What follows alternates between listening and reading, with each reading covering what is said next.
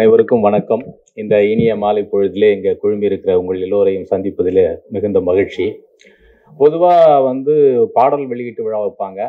இந்திய சினிமா வரலாற்றில் முதல் முறையாக பாட்டு மற்றும் ஃபைட்டு வெளியீட்டு விழா இதுதான் நினைக்கிறேன். பார்த்த உடனே மிரண்டு போயிட்டேன்.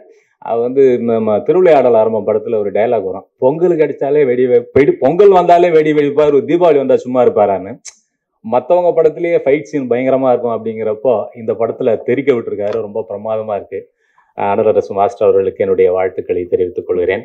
இந்த படத்தினுடைய இசையமைப்பாளர் சாம்சிஎஸ் பற்றி சொல்லணும். ரொம்ப பிரமாதமான இசை.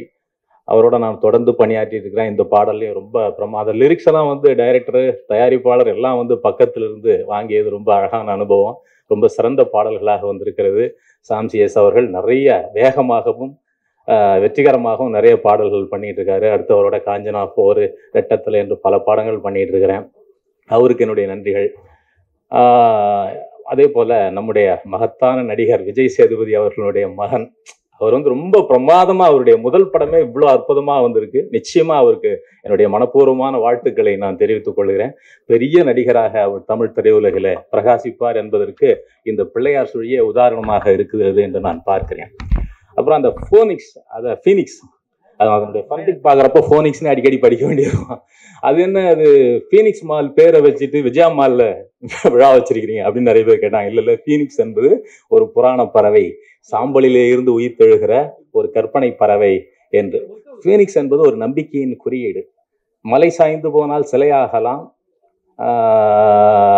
மரம் சாய்ந்து போனால் விறகாகலாம், ஆனால் மனம் சாய்ந்து போனால் என்னாவது என்று ஒரு பாடல் இருக்கும்.